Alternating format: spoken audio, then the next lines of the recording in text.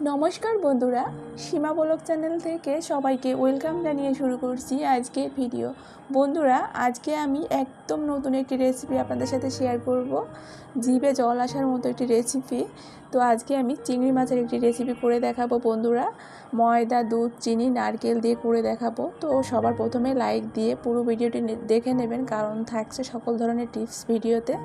তো চলুন শুরু করি। প্রথমে আমি এখানে প্যান বসিয়ে দিয়েছি, এখানে নারকেল কুড়িয়ে নিয়েছি, একটা গরম মশলা, তেজপাতা নিয়ে নেব। 1 কাপের মতো আমি চিনি দিয়ে দেব, তবে গরম মশলাটা দিয়েছি ভালো একটা ফ্লেভার আসবে কারণে অবশ্যই এটা দেওয়ার চেষ্টা করবেন, আর চাইলে কিন্তু গুঁড়া দুধটাও দিতে পারেন। তো আমার কিন্তু করা হয়ে গিয়েছে। দেখুন বন্ধুরা, আমি কিন্তু পাকিয়ে নিয়েছি একটু লম্বা লম্বা করে, যেরকম করে নাড়ু পাকায় 2 হাত দিয়ে জাস্ট আমি ওরকম করে নিয়েছি, পাকিয়ে নিয়েছি। এবার আমি একটা প্যান বসিয়ে এখানে 1 লিটারের মতো দুধ নিব। দুধটা আমি অনেকটা কিন্তু আমি এখানে কমিয়ে নেব। কমিয়ে দেখুন বন্ধুরা, এখানে আমি মেজারমেন্ট কাপে 2 কাপ আমি ময়দা দিয়ে দেব।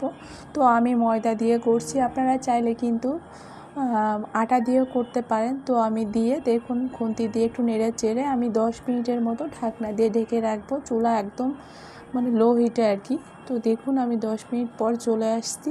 এটি গরম থাকা অবস্থায় আমি নামিয়ে নেব। দেখুন বন্ধুরা, নামিয়ে আমি হাত দিয়ে একটা ডো তৈরি করে নেব। দেখুন কতটা সুন্দর হয়েছে আর সফট হয়েছে, একদম পারফেক্ট একটি ডো হয়েছে। তো আমি ওইখান থেকে কিছু নিয়ে দেখুন একটু গোল করে পাকিয়ে নেব। গোল করে একটু লম্বা করে আমি কিন্তু একটু বেলে নেব। আপনারা চাইলে একটু লম্বা করে তারপরে বেলে নিতে পারেন, তাহলে সুবিধা হবে। তো আমি গোল করেই করেছি। এবার এখানে আমি একটা চামচ নিয়ে নেব। আমি চামচ নিয়ে সাজ করে নেব।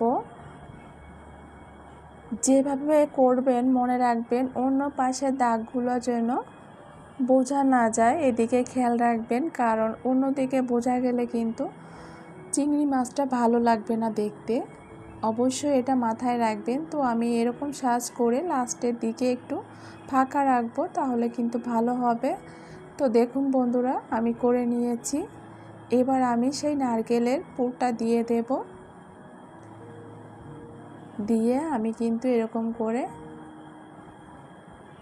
সিল করে নেব। দেখুন ঠেসে ঠেসে এরকম করে।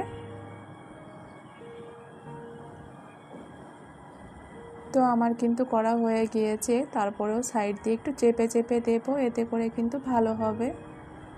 একদম সহজ কিন্তু। তো করার পরে মনে হবে যে এটি আসলে অনেক কঠিন হয়তো বা। তো যাই হোক, এটা করে আমি এবার পাগুলো দিয়ে দেব, চিকন চিকন করে কেটে নেব। তবে হ্যাঁ, এটি একটু সময় লাগবে করতে, একটু ধীরে ধীরে করার চেষ্টা করবেন, তাহলে ভালো হবে। তো আমি সবগুলো করে নিয়েছি। এবার হাতে একটু ময়দা মাখিয়ে দেখুন লেজগুলো একটু বাড়িয়ে দেব, এরকম করে গোল গোল করে পাকিয়ে নেব। দেখুন তাহলে দেখতে কিন্তু ভালো লাগবে, একটু লম্বা হবে বা ফাঁকা হবে। তো যাই হোক, এবার আমি লেজটা দেখুন এরকম করে সাজ করে নেব, তবে কাটা যাবে না। দেখুন মাঝে শুধু একটা এরকম করে কেটে নেব। তো দেখুন কেটে 2 হাত দিয়ে এরকম করে চেপটা করে নিতে হবে। দেখুন একদম লেজ যেরকমটি হয় জাস্ট ওরকমই হবে দেখতে কিন্তু।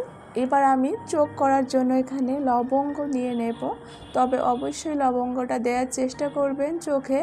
আর যদি আপনি গোলমরিচটা দেন সেক্ষেত্রে ভাজতে গেলে কিন্তু চোখটা উঠে যাবে, দেখতে কিন্তু ভালো লাগবে না একটু। বাট আপনাকে অবশ্যই এখানে কিন্তু লবঙ্গ দিয়েই করতে হবে, লবঙ্গ দিলে উঠবে না চোখটা।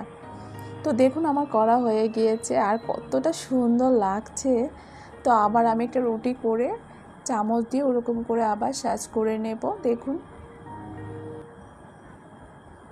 আপনাদের সুবিধার জন্য আমি আরেকটা করে দেখাবো। দেখুন এটাও কিন্তু করা হয়ে গিয়েছে। এবার আবার একই নিয়মে আমি সেই নারকেলের পুরটা দিয়ে এরকম করে বুঝিয়ে নেব। দেখুন বন্ধুরা, আবার কেটে নেব পাগুলো।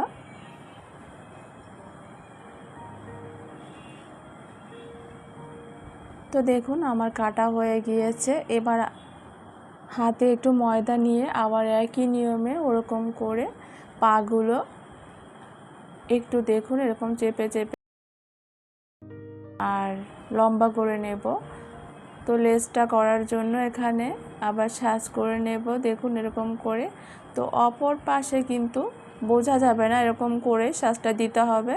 তো মাঝে একটু কেটে এরকম করে হাত দিয়ে দুপাশে লেজটা করে নেব।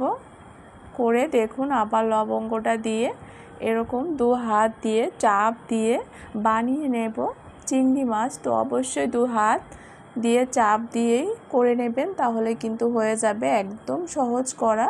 তো দেখুন বন্ধুরা, আমি আবার আরেকটা করে এরকম করে লবঙ্গ দিয়ে তো আবার এরকম চাপ দিয়ে জাস্ট আপনাদের দেখানোর জন্য আবার আরেকটা করে দেখিয়েছি। চাপটা কিভাবে দিতে হয়, জাস্ট চাপ দিয়ে এরকম করে বেঁকা এমনিতে হয়ে যাবে।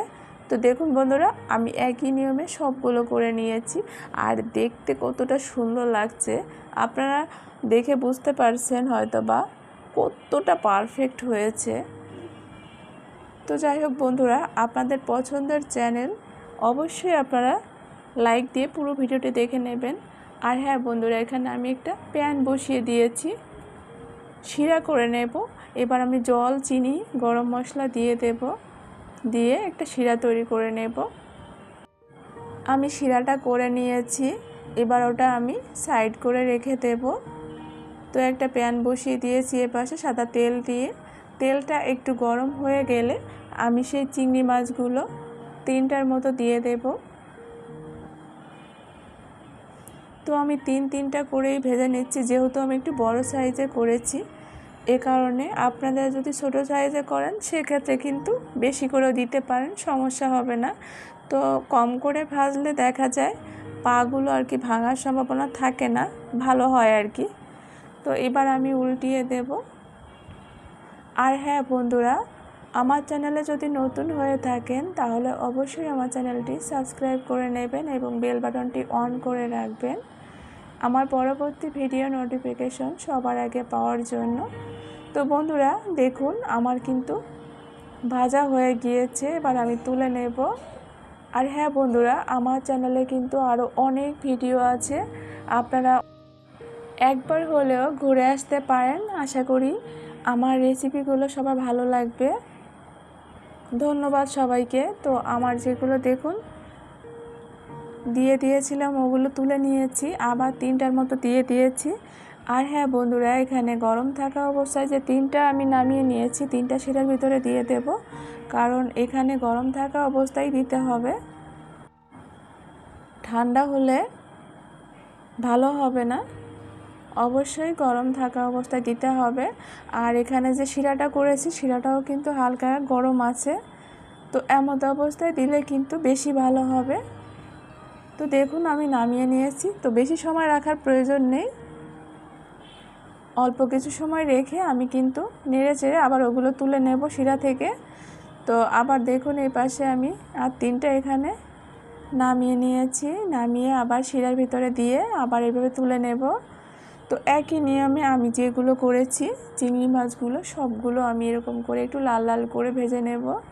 আর দেখতে বন্ধুরা কতটা সুন্দর হয়েছে দেখুন। তো যাই হোক, আমি সবগুলো আমি করে নিয়েছি।